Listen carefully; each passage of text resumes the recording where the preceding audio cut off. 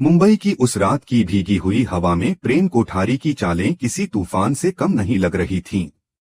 बाहर बारिश बेरहमी से बरस रही थी और अंदर फिल्म सिटी के सेट पर लोग इस नई स्क्रिप्टिंग को देख हैरान थे। हर कोई यही सोच रहा था कि यह चौल वाला ट्रैक सिर्फ एक रोमांटिक मोड़ है, लेकिन असलियत इससे कहीं ज्यादा गहरी थी। गौतम कोठारी की चालों ने प्रेम को ऐसे मोड़ पर खड़ा कर दिया था जहां उसे अपने ही घराने की आलीशान जिंदगी छोड़कर उस चौल में जाना पड़ेगा जिसकी दीवारों पर नमी है, छत टपकती है और रात को मच्छरों की बटालियन हमला करती है।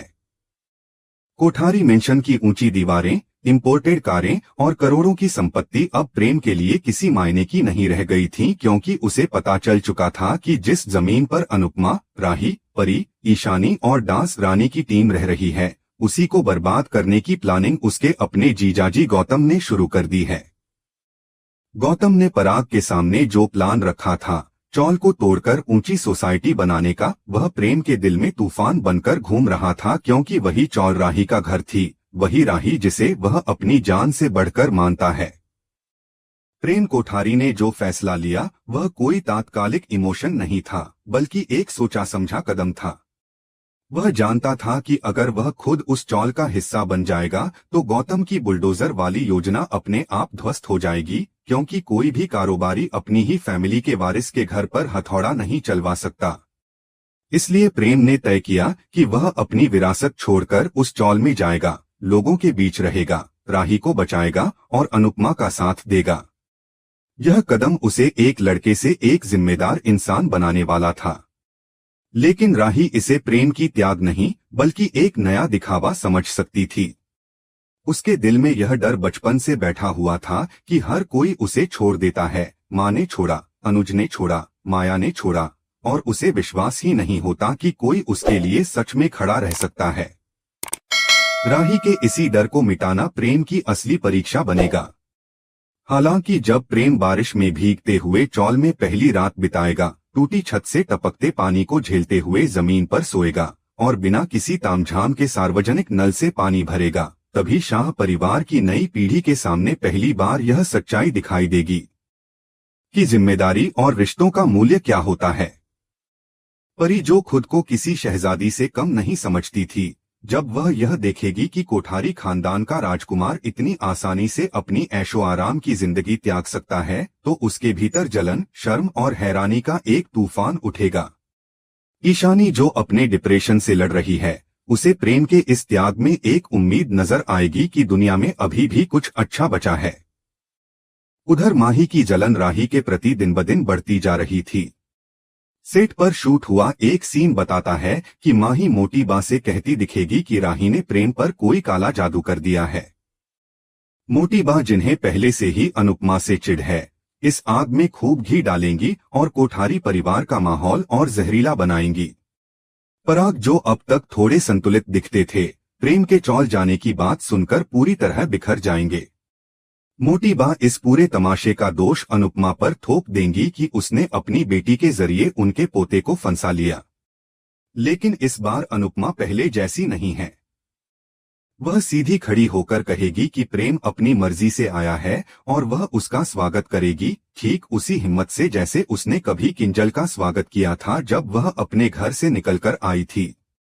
चौल में प्रेम के आने का एक अप्रत्याशित असर अंश और प्रार्थना की जिंदगी पर भी पड़ेगा। गौतम, जो प्रार्थना का एक्स हस्बैंड है और जिसने अंश पर हाथ उठाया था, अब बदला लेने के लिए किसी भी हद तक जाएगा। प्रार्थना के बच्चे पर दावेदारी कर यह लड़ाई कोठारी और शाह परिवार के बीच एक नए युद्ध में बदल देगी। लेकिन प्रेम के चौल में रहना प्रार्थना और अंश के लिए एक ढाल जैसा साबित होगा। अनुपमा, जो अब तक अकेले इन तूफानों से लड़ रही थी, उसे प्रेम में अपने बेटे समर की झलक दिखेगी और यह रिश्ता धीरे धीरे मां बेटे जैसा बनता जाएगा। गौतम और माही चुप नहीं बैठेंगे। वे प्रेम को वापस लाने के लिए साम, दाम, दंड, भेद सब अपनाएंगे। लेकिन जब गौतम चौल खाली करवाने के लिए गुंडे भेजेगा, तब पहली बार प्रेम अपने कोठारी सरनेम को पीछे छोड़कर एक चौल निवासी की तरह उनसे भिड़ेगा। यह सीन राही के दिल की धड़कने बढ़ाने वाला साबित होगा। भले ही वह चेहरे से गुस्सा दिखाए, दिल में कहीं न कहीं प्रेम के इस रूप से उसके टूटे हुए भरोसे में एक छोटा सा दरार भरने लगेगा। और सबसे बड़ा धमाका तब होगा जब मीडिया इस खबर को उछालेगी कोठारी इंडस्ट्रीज का वारिस चौल में रह रहा है। यह बात कोठारी परिवार की रईस इमेज पर एक करारा तमाचा होगी और उनके पूरे राजनैतिक, सामाजिक और बिजनेस नेटवर्क में हलचल मच जाएगी। प्रेम जब चौल की औरतों के साथ लाइन में खड़ा होकर पानी भरेगा या गणपति विसर्जन के बाद की सफाई में हाथ बटाएगा, तब यह क्लास वॉर और भी गहरा दिखेगा। यह सफर प्रेम को एक साधारण बिजनेसमैन नहीं, बल्कि इंसानियत और रिश्तों की कीमत समझने वाला मर्द बनाएगा। यह कहानी यहीं नहीं रुकती, लेकिन इस पहले हिस्से में प्रेम का चौल में कदम रखना, राही के डर से जूझना, गौतम की चालें, माही की जलन, अनुपमा का मजबूती से खड़ा होना और परेशानी का बदलता नजरिया, इन सब ने आने वाले हिस्सों की नींव रख दी है। मुंबई की चौल में प्रेम कोठारी के कदम रखने का असर जितना लोगों पर पड़ा था, उससे कहीं ज्यादा गहरा आघात कोठारी इंडस्ट्रीज के बोर्डरूम में महसूस किया जा रहा था। मार्केट में जैसे ही यह खबर तेजी से फैली कि कंपनी का वारिस अब चौल में रहने लगा है और कोठारी मेंशन छोड़ चुका है, शेयर मार्केट में हलचल मचना तय था। अगले ही दिन शेयरों में गिरावट शुरू हो गई और गौतम को इससे ज्यादा खुश कोई नहीं हो सकता था। उसने इसी मौके का फायदा उठाकर पराग कोठारी के कान भरने शुरू किए कि प्रेम अब बिजनेस संभालने के लायक नहीं रहा। वह कहता कि प्रेम इमोशनली इतना कमजोर हो चुका है कि वह अपनी जिम्मेदारियों से भाग रहा है। पराग का मन डोलता जरूर है, लेकिन पिता होने के नाते उन पर जितना भी दबाव बने, दिल के किसी कोने में उन्हें महसूस होता है कि प्रेम का कदम सिर्फ बगावती नहीं, बल्कि किसी गहरी चोट का नतीजा है। पराग और गौतम की इस पॉलिटिक्स से दूर चौल की तंग गलियों में प्रेम अपनी नई जिंदगी के साथ खुद को ढालने की कोशिश कर रहा था। यहाँ की सुबहें बिल्कुल अलग थीं। एक नल के इर्द गिर्द जमा महिलाएं, बच्चों की चीख पुकार, ताजे वड़ा पाव की खुशबू और चौल की बिल्डिंग के नीचे बैठकर गप्पे मारती जस्सी, भारती और सरिता। इन तीनों का प्रेम से लगाव इतनी जल्दी बढ़ा कि लोग मजाक में कहने लगे कि ये तीनों अब उसकी मौसियां हैं, और प्रेम शर्माते शर्माते मुस्कुरा देता। यह माहौल उसे उस आलीशान कोठारी मेंशन की चुप्पी से कहीं ज्यादा अपनापन देता था। लेकिन सबसे बड़ा इम्तिहान तब शुरू हुआ जब उसे पहली बार चौल के कॉमन टॉयलेट की लंबी लाइन में खड़ा होना पड़ा। कोठारी मेंशन की तरह यहाँ किसी के लिए अलग व्यवस्था नहीं थी। लाइन में लगे छोटे छोटे बच्चों की शरारतें, बुजुर्गों की टिप्पणियां और बीच बीच में मजाक उड़ाते पड़ोसी सब मिलकर प्रेम को एहसास दिलाते रहे कि जिंदगी कितनी असली और कच्ची हो सकती है। राही ने उसे दूर से खड़ा देखकर पल भर को हैरानी महसूस की। शायद वह इस दृश्य की उम्मीद नहीं कर रही थी। उसके मन में प्रेम को लेकर मिश्रित भावनाएं पैदा होने लगीं, कहीं ताना, कहीं चिंता, कहीं गुस्सा और कहीं एक अनकही सी मुलायमियत। चौल की इसी जिंदगी में एक दिन बारिश ने कहर ढा दिया। प्रेम घर लौटते लौटते भीग गया और रात होते होते बुखार में तपने लगा। यही वह पल था जिसने राही के दिल पर पड़े सबसे कठोर परतों को भी थोड़ा थोड़ा पिघलाना शुरू किया। पहले तो उसने खुद को रोकने की कोशिश की, लेकिन जब प्रेम की हालत बिगड़ने लगी तो उसने पास रखे गीले कपड़े से उसके सिर पर पट्टियां रखनी शुरू कर दी। पूरी रात वह जागती रही, कभी पानी बदलती, कभी उसकी बेचैन सांसों को थामने की कोशिश करती। प्रेम को शायद आधी बात भी समझ नहीं आ रही थी, लेकिन उसकी करवटें और टूटती आवाज बार बार राही को झकझोर देती थीं। यह वही रात थी जिसके बाद दोनों के बीच की दूरी का सबसे बड़ा हिस्सा टूटने लगा, और दर्शकों के लिए यह वही मोमेंट था जहां से प्रेम और राही का असली सफर शुरू हुआ। इस बीच परी और ईशानी की कहानी चौल में एक नए मोड़ पर पहुंच रही थी। परी अपने पति राजा के धोखे से टूटी हुई थी और अपनी उसी नकली शानो शौकत वाले व्यवहार में जी रही थी।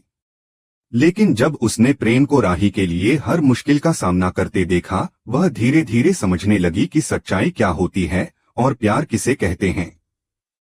इसी वजह से उसके भीतर एक हलचल शुरू हो चुकी थी कि शायद अब उसे किसी राजा के भरोसे जीने के बजाय खुद अपनी पहचान बनानी चाहिए। जिस दिन उसने मछली बेचने वाली से लड़ाई की और अनुपमा ने सबके सामने उसे डांटकर मेहनत की इज्जत करना सिखाया, परी का नाजुक सा अहंकार पहली बार पूरी तरह टूटकर बिखरने लगा। अपमानित होकर वह भागना चाहती थी, लेकिन ईशानी पहली बार उसकी ढाल बनकर खड़ी हुई और उसे संभालने की कोशिश की। दोनों बहनों की इस उलझन ने चौल में एक नई हलचल पैदा कर दी। इधर गौतम, जो अब पूरी तरह बौखला चुका था, प्रार्थना और अंश पर हमला करने की नई साजिश रच रहा था। उसने यह घटिया आरोप उछाल दिया कि प्रार्थना के पेट में पल रहा बच्चा अंश का नहीं है। मामला कोर्ट तक जाने वाला था और अनुपमा इस बार पीछे हटने को तैयार नहीं थी। वह प्रार्थना से कहती कि उसे किसी के सामने सफाई देने की जरूरत नहीं है। लेकिन माही की खलनायकी यहां खत्म नहीं हुई। वह प्रार्थना की मेडिकल रिपोर्ट्स में छेड़छाड़ करने की कोशिश करती ताकि अंश और प्रार्थना का रिश्ता हमेशा के लिए टूट जाए। उसका मकसद सिर्फ प्रेम को पाना नहीं था, बल्कि विनाश फैलाकर अनुपमा का पूरा संसार हिला देना था। इस सबके बीच वह दिन आखिर आ ही गया जिसे फिल्म सिटी में बुलडोजर डे कहा जा रहा था। सुबह का समय था जब चौल में सरकारी नोटिस और बुलडोजर्स की गड़गड़ाहट ने कोहराम मचा दिया। गौतम अपनी कार से उतरकर ठंडे चेहरे और जीत भरी मुस्कान के साथ ऐलान करता है कि चौल खाली करने के लिए सिर्फ 1 घंटा है। लेकिन तभी चौल की गली में एक इंसानी दीवार खड़ी हो जाती है, अनुपमा और उसकी डांस रानी टीम की। भारती, जस्सी और सरिता सबसे आगे खड़ी थीं। लेकिन वह शौक पल तब आया जब गौतम ने देखा कि उस ह्यूमन चेन के बिल्कुल सामने उसका अपना साला प्रेम कोठारी खड़ा है। प्रेम ने मीडिया को लाइव बुला लिया और कैमरे पर गौतम की करतूतें उजागर कर दी। वह चिल्लाकर कहता कि अगर बुलडोजर चलेगा तो सबसे पहले उसे ही कुचलेगा। भीड़ जमा होने लगी और पूरा मुंबई यह ड्रामा लाइव देखने लगा।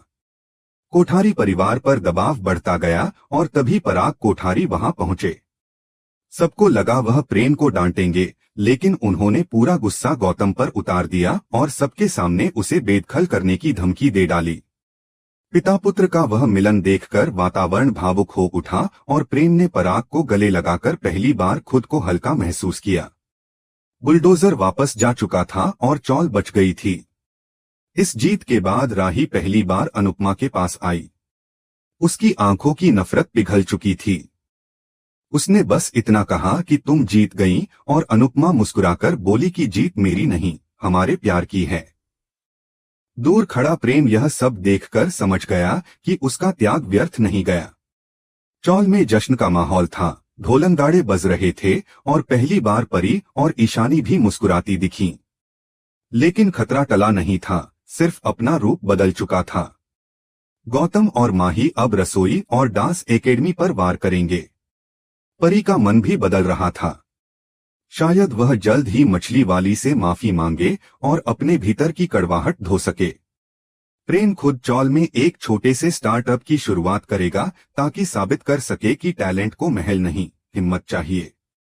और इस तरह प्रेम का चौल में जाना सिर्फ एक घर बदलना नहीं था, बल्कि एक युद्ध का ऐलान था, गौतम के खिलाफ, समाज के खिलाफ और राही के दिल की दीवारों के खिलाफ भी।